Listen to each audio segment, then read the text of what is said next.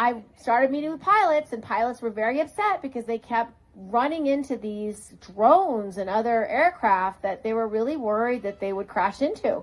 And they kept giving the DoD the data, the videos, the information, and saying, what's going on? This is a UAP. You got to do something about it. Whose is it? What is it? And in some instances, they retaliated against the service members, the pilots, and said, you're just crazy about aliens, and, we're not going to take you seriously anymore. And it ruined their careers.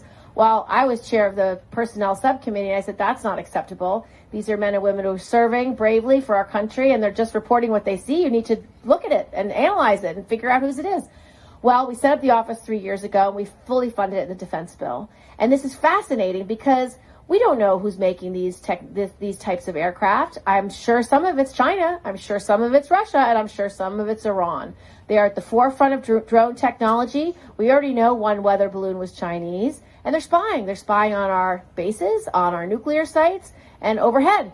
So I made this office. I created it. It's up and running. I made sure the DoD, we fully funded it because they didn't even want to fund it. And we will get to the bottom of it. But did anybody watch the hearings last week? We had some strange testimony. We had some pilots say, we saw this craft. It's a Tic Tac. Here's the video. It had strange flying patterns. We don't understand what it was. Those pilots should not be discriminated against. That information's there. And then the second guy, I think, was in Navy intelligence, and he said, well, I was in charge of looking at all the existing UAP programs, and I talked to everybody I could and found out what I could. And I talked to a bunch of people who said, not only do we have a program, but it's super secret, and we have dead aliens, and we have crashed aircraft. What? I don't know what this is. They will not tell me about it. I cannot get to the bottom of it. I cannot get any data and information. So we don't know if it exists. We don't know if that's real. Those individuals will have to testify in front of the Aero office. So far, whistleblowers have been reluctant to testify to the Aero office because it's part of the Department of Defense. They're afraid of retaliation. They're afraid of lots of things that they cannot come forward. So we made sure in the Aero provisions that it has a whistleblower protection. We made sure that if you sign a non-disclosure agreement that you can come forward and share your testimony. But how many people saw Oppenheimer? Okay, so Oppenheimer is about developing the bomb during World War II. And all those scientists who worked on that project had to sign non-disclosure agreements.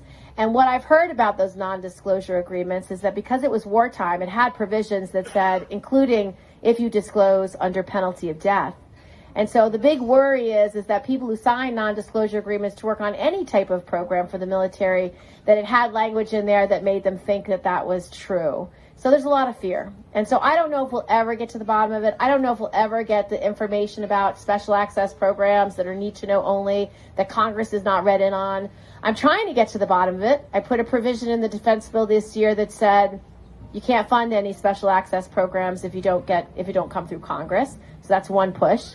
And then the other push is just trying to get these whistleblowers to talk to the guy who's head of Aero, who's very competent and very capable. The last way I'm going to try to find out is the way Aero is going to operate, because we keep seeing all these drones and weather balloons and spy balloons, is we're going to get better sensors. We're going to get better sensors on our aircraft, better sensors on our bases, better sensors at these nuclear sites. So whatever's flying around them, we know whose they are, because they're most likely adversarial. They're most likely Chinese. They're most likely Iranian, trying to get intelligence, trying to get data. And if it's not, we'll catch them. So we'll know what it is, whatever it is.